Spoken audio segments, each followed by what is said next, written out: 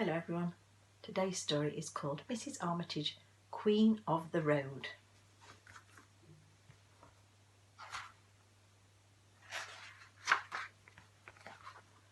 One morning, Mrs. Armitage came downstairs and found a letter on the mat.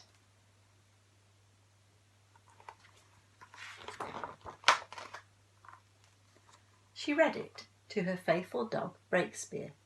It said, "Dear Anastasia, because I'm buying a new motorcycle, I shall not need my old car anymore.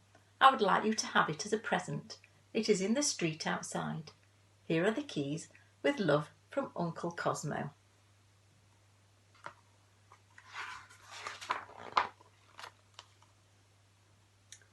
There was the car. "It doesn't look very exciting, Breakspear," said Mrs. Armitage, "but we'll give it a try." They climbed into the car and off they went. They had not been going long when they went over a big hole in the road. Bing, bong, dang, boing. All the hubcaps fell off. Mrs. Armitage got out to look at the damage. "Hubcaps," she said.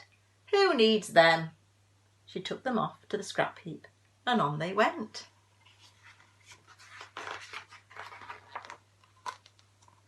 But as they were going round the corner by the vinegar works, scrunch!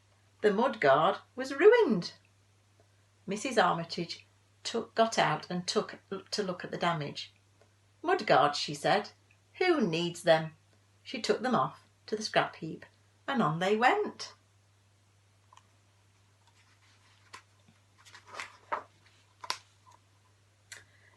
They were backing out of the scrapyard when the front bumper had caught on an old bedstead. Mrs. Armitage got out to look at the damage. "Bumpers," she said. "Who needs them?" She threw the bumpers on the scrap heap and drove away.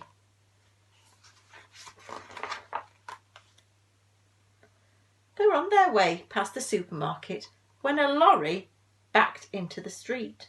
Scrunch! Right into the bonnet. Mrs. Armitage got out to look at the damage. "The bonnet," she said. "Who needs it?" She took it off to the scrap heap and on they went.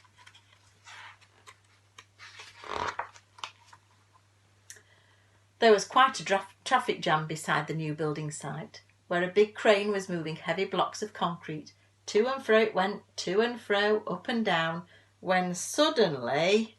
Oh dear, what do you think is going to happen?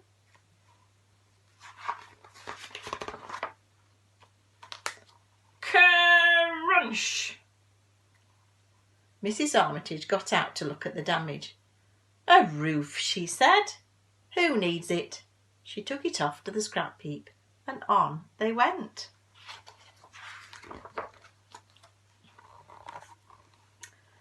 "Breakspear," said Mrs. Armitage, "I think it's time for us to get out of this town." They went down a side road into the country. All about them were trees and the birds were singing. "Breakspear," said Mrs. Armitage, "this is blissful."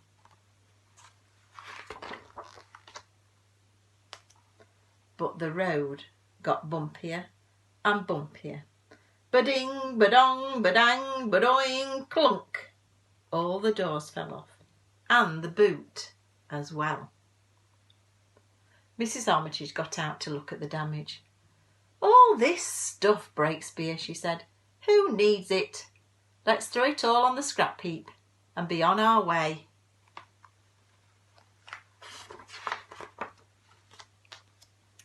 But at that moment there was a roar. It was Uncle Cosmo on his new bike. His friends were there too, Gizzy and Lulu, Ferdinando and Smudge. They were out for a day's drive.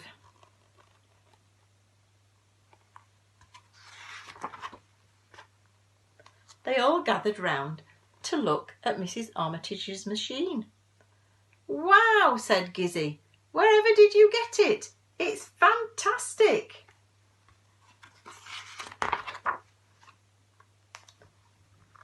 "We're off to the Crazy Duck Cafe for a game of billiards and a can of banana fizz, said Uncle Cosmo. You must come too. But first have this leather jacket, said Smudge. I've grown too big to wear it. And you must each have a collar, said Lulu. I don't need all three. And have one of our bendy masks, said Gizzy. We don't need both of them. And let me give you a motor horn, said Ferdinando. I don't need all 5 of them. And it's always good to have a motor horn.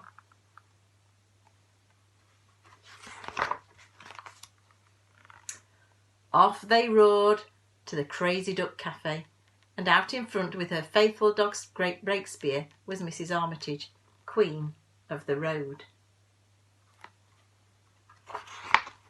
And that's the end of the story. See you later. Bye-bye.